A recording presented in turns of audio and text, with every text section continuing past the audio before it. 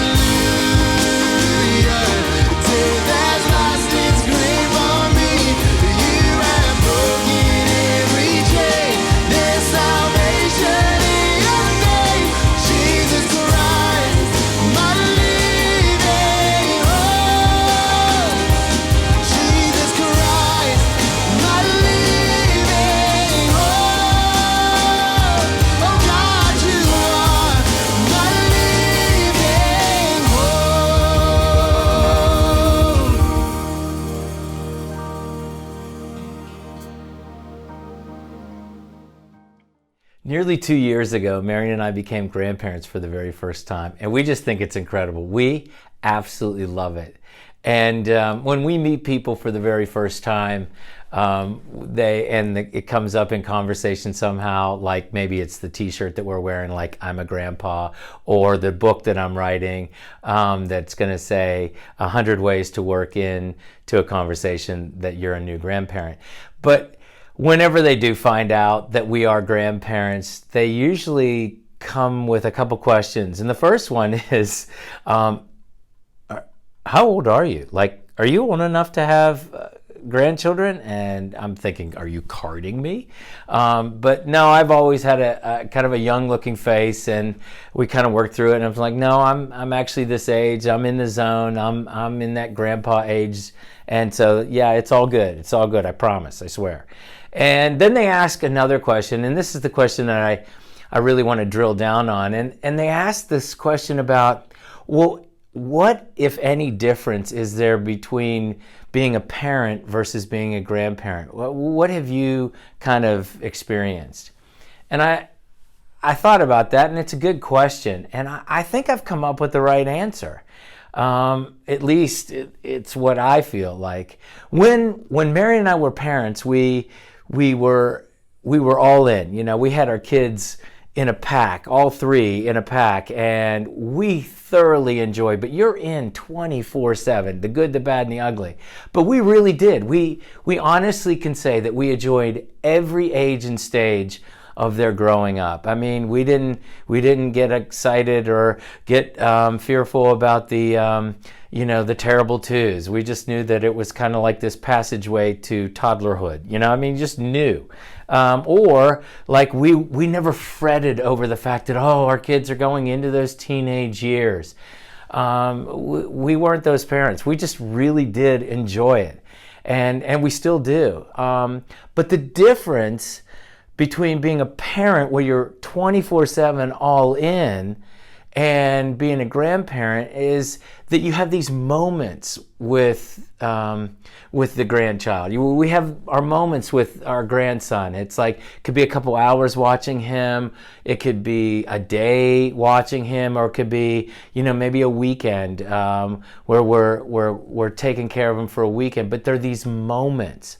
But after the moments, and you give the child back, and they go back to their parents who are in 24/7, you get to have this beautiful kind of step back perspective.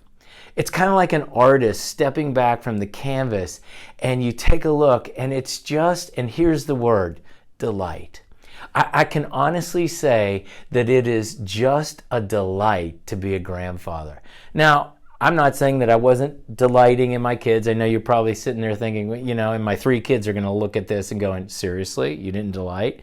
No, we did. But you just didn't have these moments where you had the breathing space to really take in and step back and really kind of grasp the wonder of watching this little person grow up, this little boy, and this personality emerging, and the temperament, and seeing the little attitudes and the definite opinions and the likes and the dislikes, and you start to get this just wonderful kind of, you're in, but then you get to step back and then get that perspective.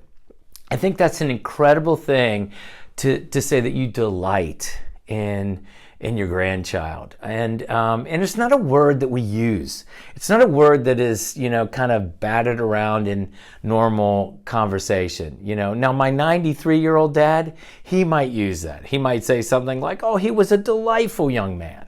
Now, we wouldn't say that. I wouldn't say it. I'd be like, he's a good dude.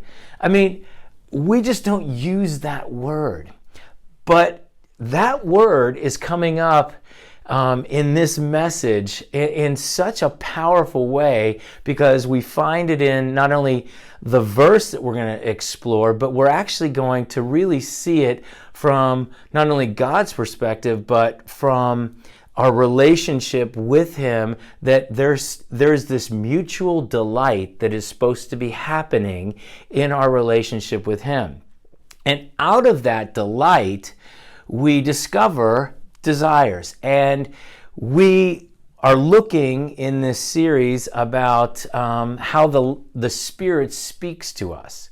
And we looked last week at the dialect of closed doors and open doors. God closing doors to say, halt, do not go, and open doors, please proceed. This is the way I'm moving you. This is I'm ordering your steps. This is the way I want you to go. And this is a dialect that we're going to take a look at today that is actually a way in which the Spirit speaks to you. He speaks to you in the God-ordained desires that He has placed in you.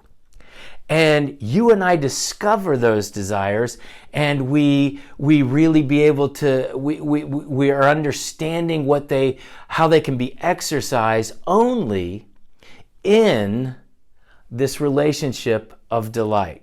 So if we want to take a look and define delight, let's literally go right back to the beginning. Genesis chapter 1. God is in the process of creating the universe, this cosmic moment where in His creative power, He speaks, Almighty God speaks, and things come into existence. 4 words started everything. Let there be light. And there was this explosion and this energy and this emission of light that came on to the kind of the cosmic darkness and void. And God steps back from the canvas of His creation and He says, it is good. See, now that word, good, is actually, it's a Hebrew word that means unspeakable joy, pure delight. It's like me being it's like you have this God stepping back and going, and he's got this unspeakable joy in this pure delight. And I don't want you to miss this, because I think there are a lot of people have never seen this. This is an incredible thing. God's power, we're cognizant of. We know that His power of just speaking words and things happen, and creation begins, but simultaneously going side by side with His power is emotion. And the emotion is pure delight, unspeakable joy. And it's the very first emotion ever recorded in Scripture, that God's power and God's emotion are both being expressed right in the moment of creation. It's incredible. And I want you and I to really take a look at this understanding of delight, because it really unfolds in our purpose. I don't know what religious background you have. I don't care what church or tradition you come from. If it's a Christian background in a different denomination, what you're going to have in some kind of a catechism when it comes to a statement about mankind's purpose, it's all going to be pretty much the same. The words might be a little bit different, but it's going to be something like this. The purpose for you and I on this planet is to glorify God and enjoy Him forever. Glorify God and enjoy Him forever. 2 clauses. First clause, let's take a look. To glorify God, it's put it in the context of kind of a theater play, where glorifying God means He gets top billing. It means that He's center stage. He's center stage in your thoughts. He's center stage in your words. He's center stage in all of your actions. It's like He's dominating. He's the main character. He's the playwright. He wrote the story. He's directed the story. He's produced the story. And from start to finish, He gets all the applause, all the credit. He gets the last curtain call. But here's the incredible thing. As God was creating the world, He also was creating us. And as He created us and He stepped back and there was pure delight. Do you know what that means? He wrote us into the story. He wrote us into His story, and And we're not like small bits. We have been written into the story that you and I actually, in terms of our identity, we have infinite worth and value. We were made in his image. And we have a purpose that's absolutely significant. We're not, it's not a, we just kind of wander about. No. We have been born into a particular time, into a particular framework of history. And in that time frame that you and I have been born into with infinite value, infinite worth, we also have this incredible purpose of significance that you and I are to exercise our God glorifying life in a way that it significantly impacts those around us.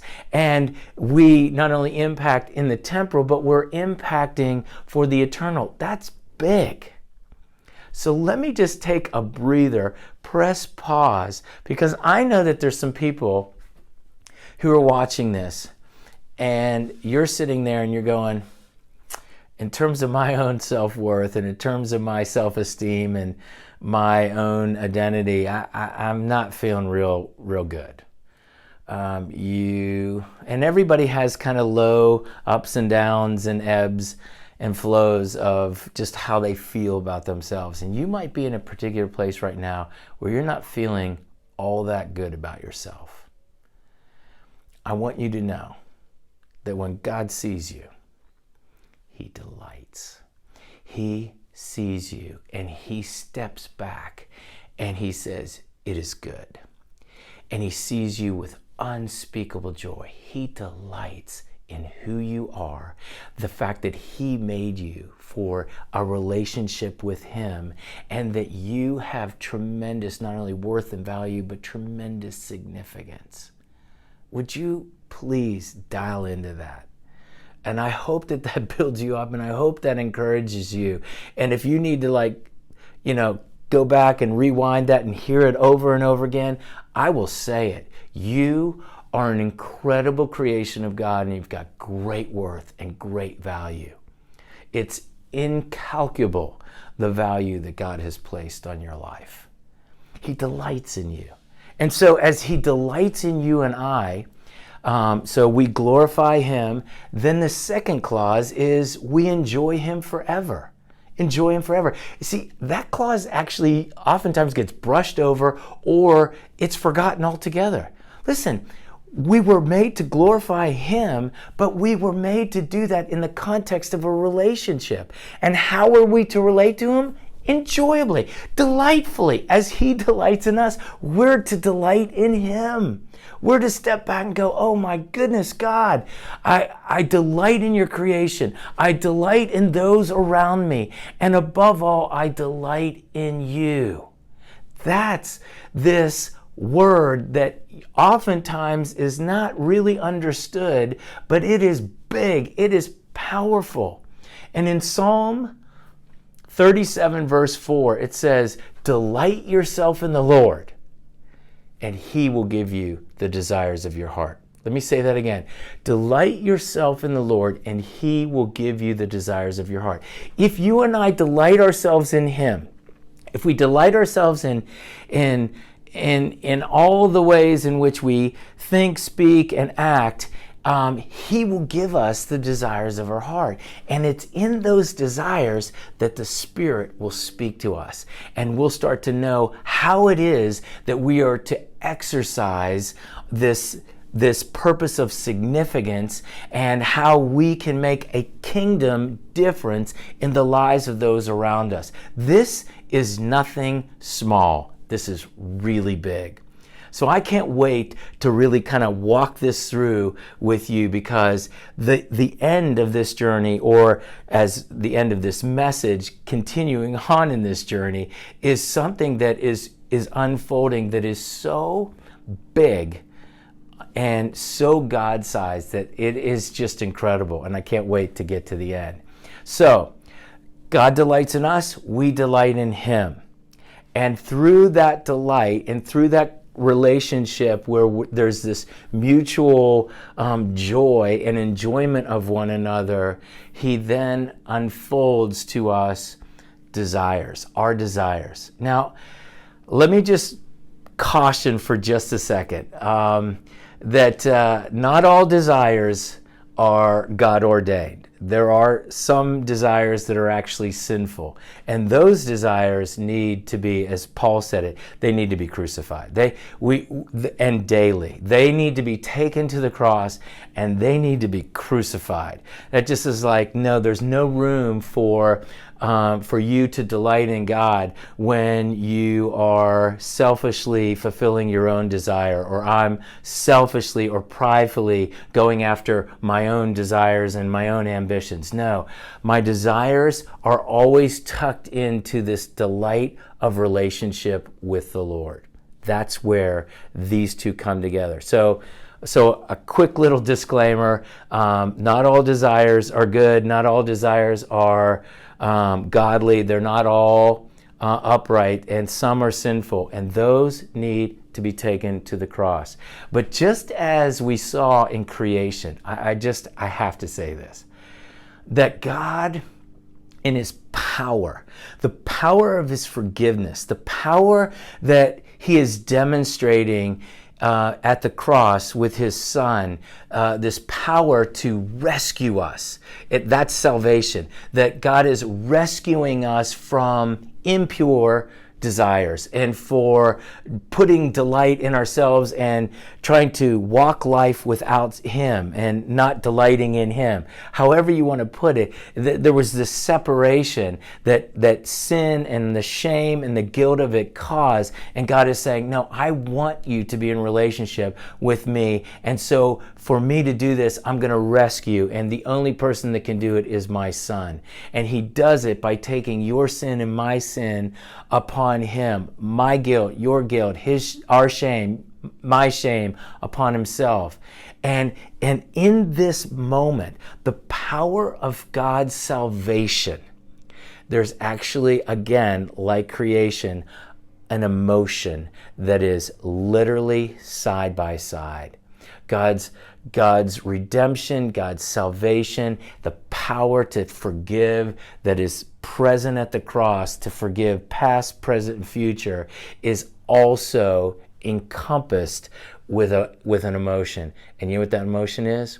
It's love. I mean, holy love, unconditional love, sacrificial love, a love that will keep no records of wrong. The power of God and his emotion are coming together just like they did in creation. They're coming together in salvation. It's incredible. And if you need a reason to delight, you better delight in that, because that is awesome. So God has given us these desires in which we are then to pursue and we're to listen to.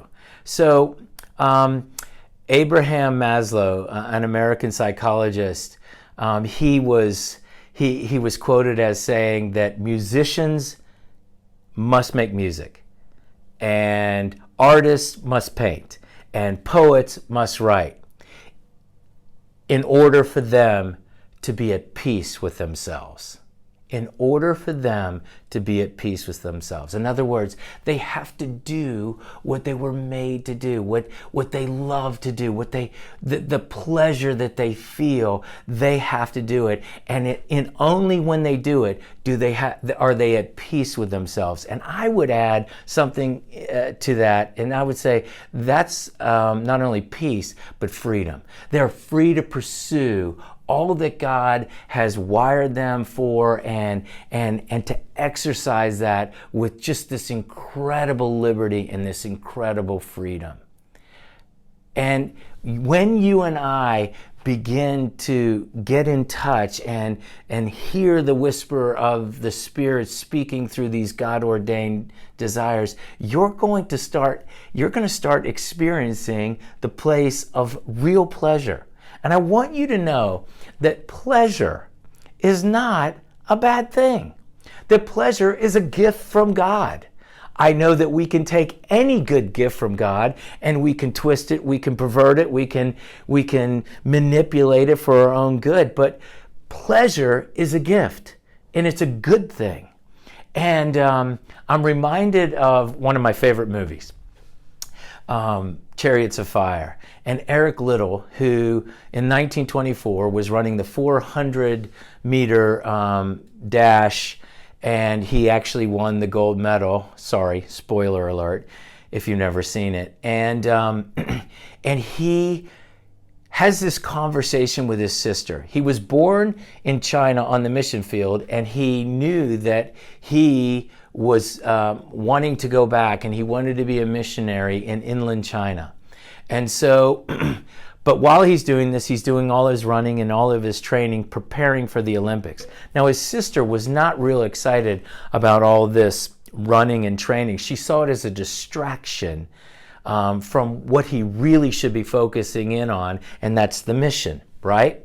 So he has this conversation. They're outside of the city of Edinburgh in Scotland, and she gets the news from Eric. Eric says, hey, listen, the mission board contacted me, and they've approved me for China. I'm going back. And she's elated. She wraps her arms. She's so excited. And he said, but I also have much training to do to prepare for the Olympics. And she's kind of taken back. She doesn't say anything. She's looking at him. And he said, Jenny, listen, God made me for China, but he also made me fast. And when I run, I feel his pleasure. And then he goes on to say, for me not to run would be to hold him in contempt. When I run, I feel his pleasure. That is a man who understood that God had put a desire, not only a desire to run, but had given him a gift in the ability to do that. And that's what happens when you and I start to explore the gifts, the God-given gifts that he's given us, and then we start to listen to the desires of our heart. Then when we take a look, we then want to go, well, where do these two actually overlap? Because wherever they overlap, that's when you exercise this desire with these gifts, there is pleasure, where you are delighting in the Lord for significant purpose, that for his glory, for other people's good, and for your incredible delight of fulfilling that which you were made to do. So so if you're really trying to figure out, okay, where should I be listening? You need to be listening to the place where these desires, the things that you love to do. See, life is too short for you to do something that you don't love. So you need to start thinking about the places that you really do love. And then you need to take a look at your gift, your strengths, your skill set, the sum total of all that, and look for the places where those two line up and overlap. And then all of a sudden, there's some things that are going to start to happen that you can really pay attention to. So let me give you a couple examples of this. I started this process a long time ago with men in the marketplace. I was doing full-time ministry with men, and one of the things that we were helping them do is not only helping them to discover what their next step was with Jesus in a personal relationship, and to really actually know that that God was delighting in them, and they were made to delight in him, and they were made for this relationship, but also what are possible ways in which they could begin to start flexing the places of desire or passions or interests with their gifts for a kingdom impact, for a kingdom difference in the lives of somebody else. So I came up with this process. I'm not saying that it's just what I did, and we called it 4D Me. 4D Me it stands for discover, design, develop, and then deploy. So you discover what where this desire and these gifts come together, and how you're going to exercise it. You come up, you design a plan, you develop the plan, and then you're deployed to really impact a group of people. So I could tell you a number of stories, but let me give you a couple. So there was a guy who his name was Stephen. And he was from Birmingham, Alabama, and he was classic, good old boy, slow Southern. He used to call me Glenn. I never knew that my name had 2 syllables. I just thought it was Glenn, 1 syllable, but he was a Glenn. He talked really slow, but here's the reality was he was a middle linebacker for Samford University. He was like a Tasmanian devil. You're like, if you could just talk that fast, that would be great. But he didn't, and he had a love. And we were walking him and a bunch of other guys in this one small group through this process. And he said, well, I got to be honest with you. I can tell you what one of my big loves really is, but I don't know how you could turn that into a kingdom impact. I mean, I'm almost embarrassed to say it. I said, just say it. He said, well, I love to hunt. Now, that's about 99% of the people in Alabama. They love to hunt. So I said, well, why couldn't that be something that God would use to impact others? I said, help me understand maybe some other interests or some other things that you're involved in. He said, well, to be honest with you, I'm involved with this inner city ministry. And we're trying to get kids off the street. We're trying to get them back into school. We're trying to give them some leadership skills and tools. We're helping them to know what it means to go into an interview, prepare for a test, all these kinds of things. And I really enjoy doing that. I mean, it's an incredible thing. I started it when I was at college, and now that I'm in the business world, I've just continued on. And I said, well, why couldn't you maybe pull those 2 things together? And he said, how's that possible?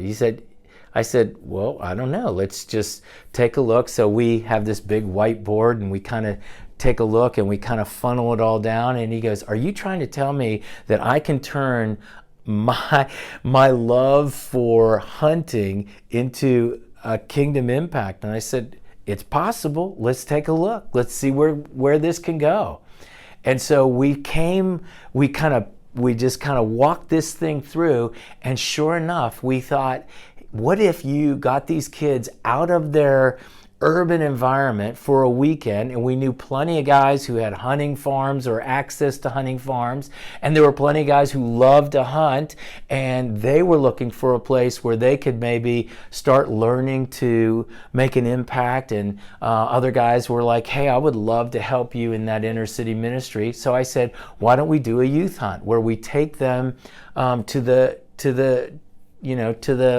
farm and to the wilderness and get them outside of their own environment, and yada yada yada. We can show them, we can teach them, we can walk through gun safety, and then we can share with them and really pour into their lives, and 2 things can come together, and who knows where God can really make an impact in the lives of those guys. And he looked at me and he said, are you saying you want to arm these guys? And I was like, well, yeah, obviously we will do that carefully, and we'll go through the, kind of the gun safety thing, but we'll take them and we'll do target practice, and we'll do that, but then we'll see where this goes. And so we did. And they would go out for a hunt, and they would, come back in, and these guys, I'm saying, they were out of their element. I mean, they were scared. They didn't know what, an owl sounded like, and all kinds of other things, or a coyote late at night, and they were freaking out. They were out of their comfort zone, so they were like clinging to us. So this was kind of working in our favor. And but then there was incredible sharing. Guys were sharing their story with these young men. These young men felt then safe enough to say, this is what I'm dealing with at home, or lack thereof, and it birthed a ministry, and it birthed an opportunity, not only in Stephen's life, but other guys kind of collateral or that were surrounding this, and they started getting involved, and it started to really not only impact these guys in the urban, but it impacted these guys, these professional guys in the marketplace, because now all of a sudden they're starting to pour into other people, and they're starting to go, hey, I'm making a difference. I don't know what God has in store for you. I don't know if it's a youth hunt or what. Let me give you one more example. So there was a lady who was in our church in South Africa, and she went to a local hospital for to visit somebody that she knew, and then this hospital was a government hospital, and it was not it wasn't what our standards are, and it's eye-opening to go into a government hospital versus a private hospital in South Africa. And she went in and she saw all these young moms who were just recently having children, and they were going to go home with this child, and they had nothing. They had nothing to take care of this child. And not only did they not have that, they just were like, they lacked hope, because they're like, I'm bringing this child into the world and I have nothing to offer. And her heart was moved in that moment.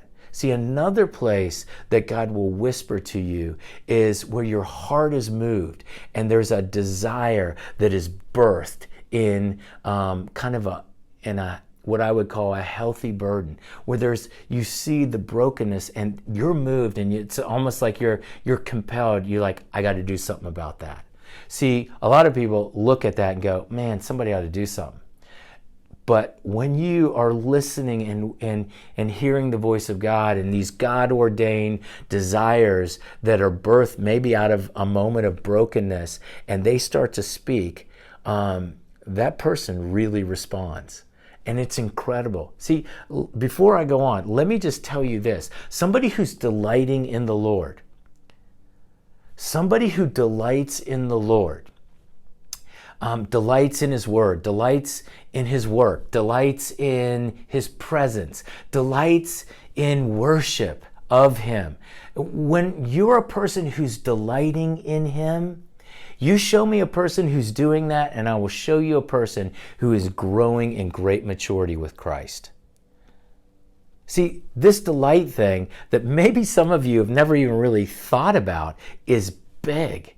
Your delight, it's like if you had a delight meter, if you had an app on your phone that could measure on a scale of 1 to 10 where you are delighting with the Lord, where would you be right now? Delighting in the Lord and all these aspects will actually really show you the gladness of heart. And it'll show you this depth of maturity that, yes, it doesn't mean to say that there isn't a life of struggle and challenge and sacrifice, but it is also saying that, oh my goodness, this is why I'm here, this is what I'm about, and I'm literally excited to delight in every aspect of God's creation in the world that He placed me in. That's maturity.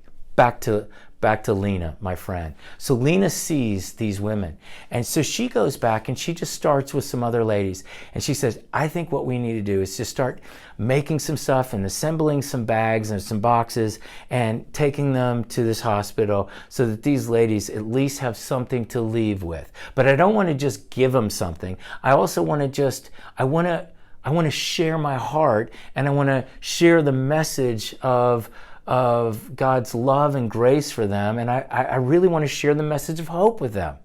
And so she started doing this, and she started pulling in some other ladies, and then it started to just mushroom. It mushroomed into this, like, it was called the Baby Box Project, and it got funded. It became its own nonprofit, and there were all kinds of corporate sponsorships. It just started growing and getting bigger, and more people got involved, and she started moving from one hospital to the next, to the next, to the next.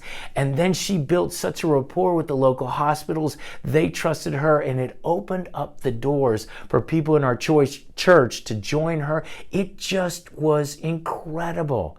And it was born out of it was birthed out of this brokenness, but that she listened to this whisper of this desire, I must do something about this. And out of that, she has made an incredible kingdom difference. What is it that God could possibly be doing with you? See, this process of 40Me that I created, it's actually a desire of mine. This was birthed out of a God-ordained desire that God put in me. I absolutely love to walk people through this process so that they can discover what it is that they can do, what they can bring, where their gifts and their desires come together and explode on the scene to make a difference in the lives of people and glorify God and enjoy it. This is one area where it's like Eric Liddell. This is where I run and I feel his pleasure. Where is it that you're running? And where is it that you could be feeling his pleasure? I need to conclude, and I want to conclude with this. I want to conclude with an imagine moment. Can you imagine? Can you imagine? We're City ATL Church. We haven't even been birthed yet. We've gone from embryonic to fetal. We're in utero. We haven't even opened our doors officially yet. But could you imagine with me for just a moment if we had a church where every person had the opportunity, whether they choose it or not, but they had the opportunity to go through a process of discovering not only a relationship with Jesus and this delightful enjoyment, mutual enjoyment, but also where they could begin to exercise their gifting with their desires so that they would feel the pleasure of God. God would be glorified and other people would be helped and encouraged, and you would make a kingdom difference. Can you imagine a church where everybody went through a process, and what would happen if everybody was then deployed to do that? Can I tell you, that would be the church quintessentially being what the church is always supposed to be, where you are deployed either inside or outside of the church for God's glory and other people's good. And you're expressing it uniquely in your way, and you're loving it and feeling this incredible joy and delight. You would be stepping back and you would say, this is unspeakable joy. I was made for this. See, that is where God would write the script that we would just follow along with, and it would be unbelievable. Because I'm telling you something right now, that's where we're headed. That's where we're going. We will be a church that will do that. And I'm right now trying to figure out how to do that across the board. We started working on that in South Africa, and I am telling you, by God's grace, somehow we are going to improve on it, perfect it, so that we can get people to actually start really living out this life of delighting in the Lord. He giving us the desires of our hearts, we exercising it for His glory and other people's good. I'm just telling you, that would be incredible. And that's where we're headed. And I want you to join me. Let's pray. Father, thank you so much. Psalm 16:11 says, that at His right hand there are pleasures forever. Father, at your right hand there are pleasures forever. You're not a killjoy. You're not an eternal heavenly party pooper. You are the author of all life, and you step back and you delight in it with unspeakable joy, and you do that with us. And so, Lord, we want to find that place where we have been made so that we can really live this out for your glory and really enjoy what you've made us to be, so that we can help others and we can point them to you, and we can make a difference. We're here for such a short amount of time. And 70, 80, 90 years, it's nothing. It's a drop in the bucket of eternity. But I want my days, I want my years, I want the decades of my life to really matter at an eternal level. And I want that for each person who's watching this right now. So I pray that somehow, some way, God, you would allow us as a community to really find the way to explore and be able to put it into practice. A church that is actually deployed with our God-given desires and gifts. I want to see it, and I want us to experience it. And all God's people said, amen.